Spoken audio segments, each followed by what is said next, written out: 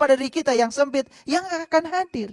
Nah, kita itu sering lupa memaksa Allah supaya hadir dalam diri kita, tapi tidak mengkondisikan situasi dalam diri kita untuk kehadiran Allah. Makanya kita suka gagal mengundang Allah.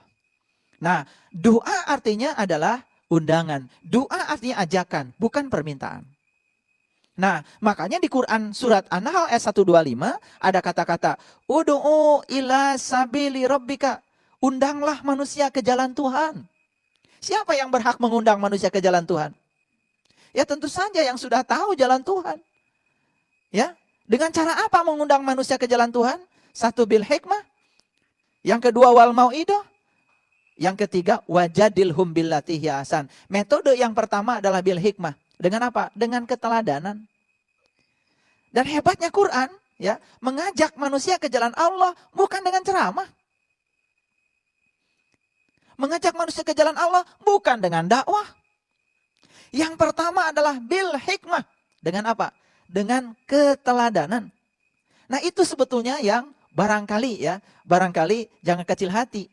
Kalau kita mengajak orang lain tidak pernah ikut bersama kita, karena mungkin kita hanya mengajak dengan menggunakan gelombang mulut kita. Makanya saya punya cerita yang sangat bagus. Ya, cerita tentang seorang yang sangat bijak di India namanya Mahatma Gandhi. Suatu saat Mahatma Gandhi itu didatangi tamu. Tamunya seorang ibu dengan seorang anak. Dan anak ini kebetulan sedang sakit. Dan anak ini baru akan sembuh kalau dia itu berhenti makan garam. Jadi datang ke Mahatma Gandhi, kenapa? Karena di India saat itu terkenal. Apa yang diucapkan Mahatma Gandhi saat itu diturut oleh masyarakat India. Kenapa bisa diturut? Kenapa bisa diturut? Karena yang diucapkan itu bukan kata-kata saja. Sesuatu yang sudah beliau alami. Sesuatu yang sudah beliau rasakan. Nah, banyak di antara kita yang mengucapkan kata-kata yang sesungguhnya hanya berdasarkan kitab dan buku. Itu ilmu katanya. Bukan ilmu yang sebenarnya. Ilmu yang sebenarnya itu adalah pengalaman. Makanya pengalaman guru yang paling baik. Datanglah ibu itu kepada Mahatma Gandhi dengan anaknya. Lalu disampaikanlah keinginan. Tuhan, saya datang ke tempat Tuhan cuma satu tujuan saya. Anak saya ini sulit berhenti makan garam. Dan kalau dia berhenti makan garam, maka dia akan sembuh penyakitnya. Tolong nasihati anak saya ini. Mahatma Gandhi cuma bilang begini. Saya tidak bisa menasihati anak ibu sekarang. Tolong izinkan saya. 1 minggu lagi baru ibu datang ke sini. Tuhan hanya untuk menasihati itu saja. Masa menunggu 1 minggu? Ya sudah, akhirnya karena tamu tidak boleh memaksa sohibul bait. Langsung pulang. 1 minggu berikutnya datang lagi ke situ. Tuhan silahkan. Barangkali Tuhan mau menyampaikan berapa SKS kuliah pada anak saya. Nunggunya aja 1 minggu. Ternyata di luar dugaan. Dipeluklah anak itu dan dikatakanlah pada anak itu, nak, mulai sekarang berhentilah makan garam. Terkejut ibunya. Kalau cuma begitu kenapa tidak minggu yang lalu dikatakan? Apa kata Mahatma Gandhi? Minggu yang lalu saya masih makan garam. Dan 1 minggu selama ini saya berlatih untuk tidak makan garam. Bahkan selamanya setelah ini saya akan berhenti makan garam. Lalu sesampainya di rumah, betul-betul anak ini berhenti makan garam. Apa yang terjadi? Ibunya bingung. Kata-kata itu sering diucapkan oleh ibunya, bapaknya, kakeknya, neneknya, bahkan dengan nada yang jauh lebih tinggi daripada nadanya Mahatma Gandhi. Nah, berhentilah makan garam, berhentilah makan garam. Ribuan kata diucapkan setiap hari, tapi anak itu tetap makan garam. Kenapa? Karena kita sering mengira kata-kata kita ini hanya kata-kata. Padahal di balik kata-kata itu ada energi yang dimodulasi. Energi itu adalah pengalaman. Makanya jangan heran ya, di dalam Al-Quran ada kata-kata yang diberi izin bicara oleh Allah. Itu hanya orang-orang tertentu. Siapa yang diberi izin bicara? Yang sudah mengalaminya. Apakah setiap orang diberi izin bicara tentang Allah? Ya tidak. Mereka yang berani-berani membicarakan Tuhan tanpa izin bicara dari dia. Izin bicaranya apa? Apa surat izin? Bukan.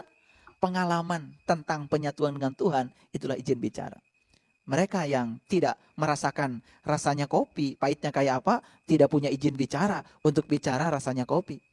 Mereka yang belum pernah merasakan manisnya gula, tidak punya izin bicara untuk bicara manisnya gula. Karena izin bicara itu harus dari pengalaman.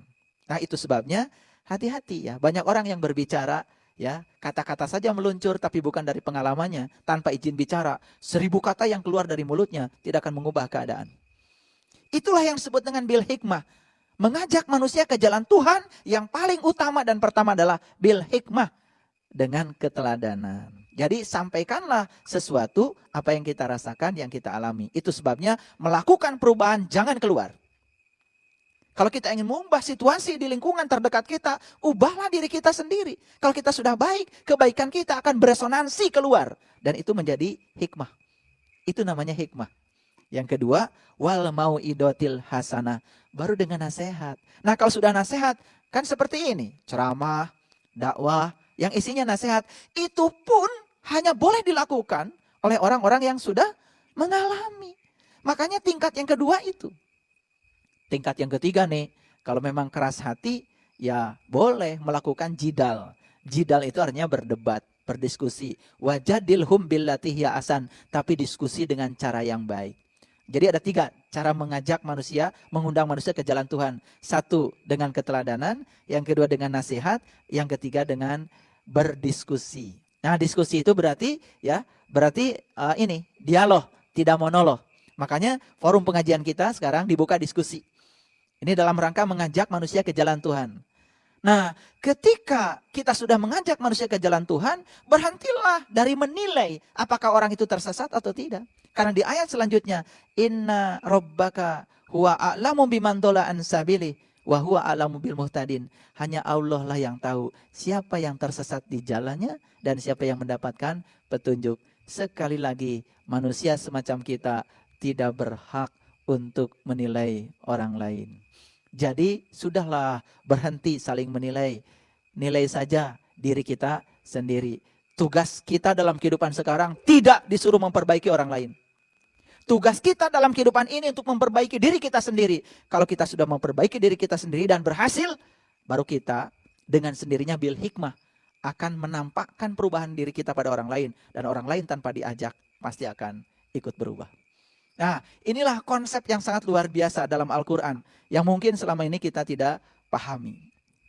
Itulah penilaian, ya. Pertanyaan dari Bunda Mel tadi dari Padang, ya. Semoga jawaban saya tidak memuaskan.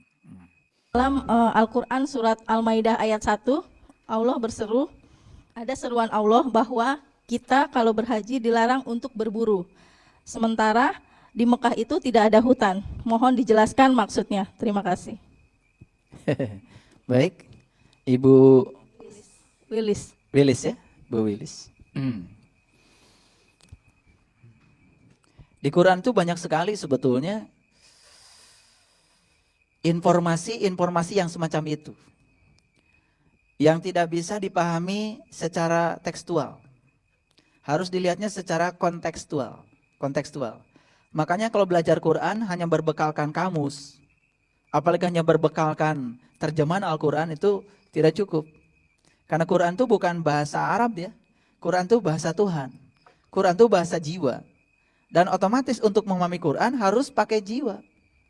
Jadi kalau Quran coba-coba dipahami dengan menggunakan bahasa pikiran yang terbatas, sementara Quran ini adalah bahasa jiwa yang tanpa batas, pasti akan ada ketidaknyambungan.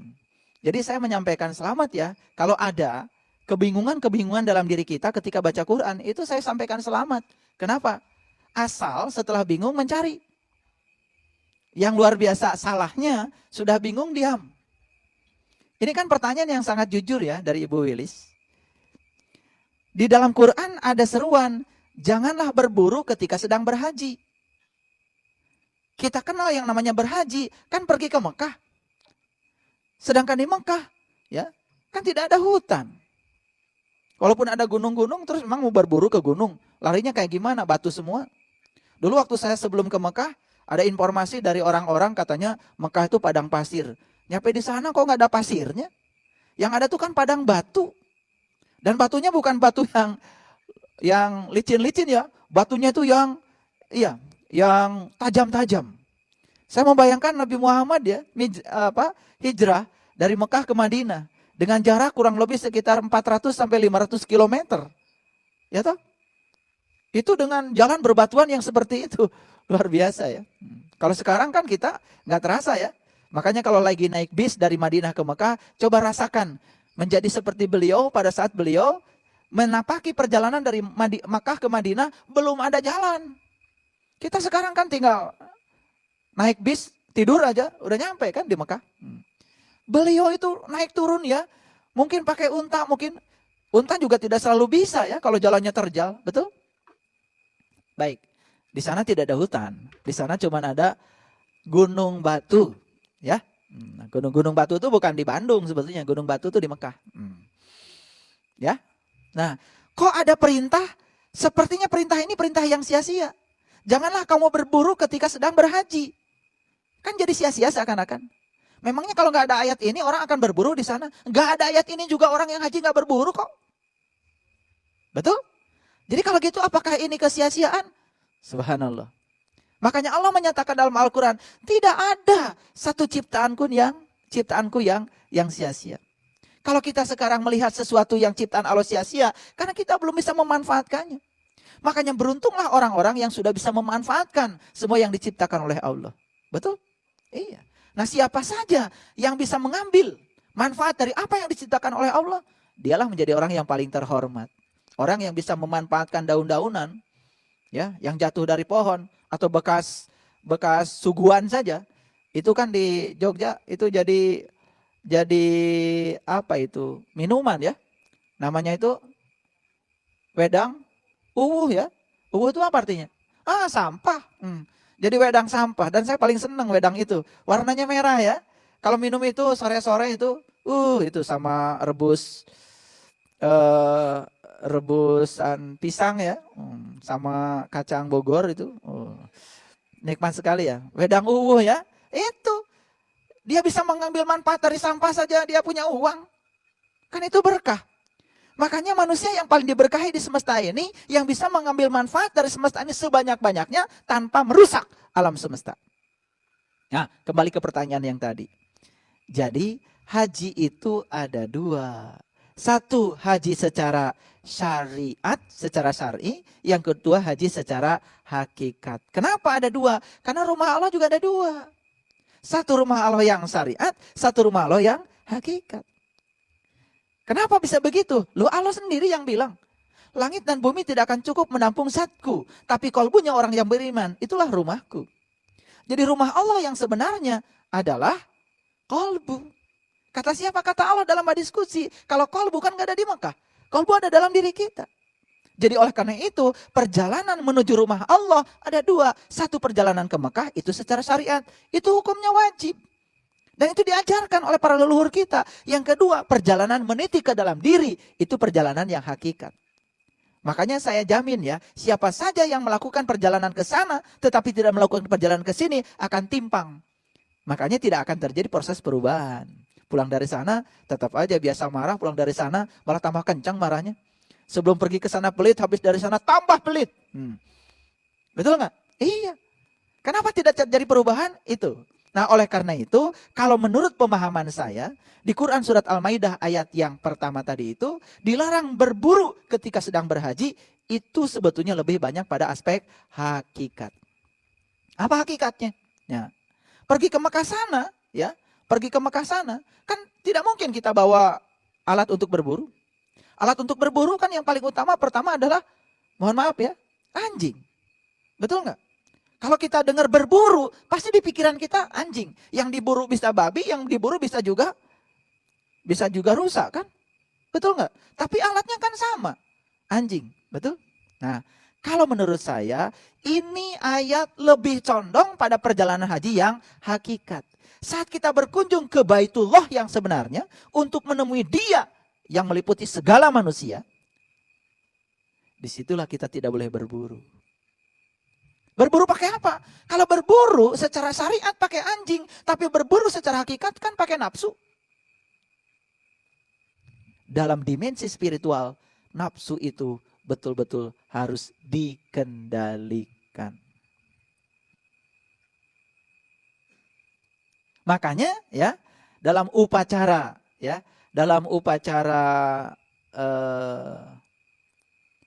kurban, Sebetulnya kan hakikatnya yang harus kita pahami adalah kan membunuh sifat-sifat binatang. Jadi mau motong sapi setahun berapa kali, motong kambing setiap tahun, rajin. Kalau kita tidak memotong sifat-sifat hewani pada diri kita. Dan sifat hewani itu wujudnya adalah nafsu. Dan ketika nafsu masih melekat pada diri kita, lalu kita ingin melakukan perjalanan ke dalam, otomatis tidak akan pernah berhasil. Dan itu digambarkan di Quran surat Al-Kahfi. Waktu Ashabul Kahfi masuk ke dalam gua, apa itu gua? Gua itu gue itu aku. Makanya yang hebat kan orang Jakarta. Hebat orang Jakarta itu. Leluhur kita itu di Betawi menyebut saya itu gua. Dari mana? Itu dari surat Al-Kahfi. Gua itu mana? Gua itu kan dari sini ke atas. Coba, kalau Bapak Ibu lihat foto, ada gue nggak? Kan yang lihat wajah. Nggak ada yang lihat pantat. Ada gue nggak di situ? Kan gitu. Begitu ada, oh tenang, merasa paling ganteng. Kan gitu. Pokoknya kalau foto bersama yang paling ganteng gua. Betul nggak? Iya. Itu gua, gue, itu bahasa spiritual. Cuma banyak nggak ngerti. Kalau kami ya, di tanah Jawa, di tanah Jawa Barat, panggil saya itu apa? Abdi. Abdi. Hebat ya. Dan yang hebat lagi kita, leluhur kita di Nusantara, panggil dirinya sendiri sahaya. Hebat gak? Sahaya, dicepetin kan jadi saya. Makanya kalau bilang saya, itu kan terasa lebih lembut daripada bilang aku. Kalau aku itu menuju pada ego. Coba, hebat leluhur kita itu. Ya, kalau di Arab kan ana. Kalau di Bandung, abdi. Abdi itu apa? Seseorang yang siap untuk menjadi pelayan. Luar biasa. Di Betawi, gua. Nah makanya ada perjalanan menuju ke gua. Di surat Al-Kahfi saat kita berjalan menuju gua. Anjingnya di mana? Masuk gak ke dalam gua? Enggak. Jadi itu juga memberikan cerminan bahwa ketika berhaji meniti ke dalam diri untuk bertemu dengan siapa sejatinya diri kita. Anjingnya taruh aja di luar. Dan ternyata di Jawa Barat juga sama. Ya, sejarahnya Sang Kuryang juga temannya kan si Tumang. Si Tumang anjing juga.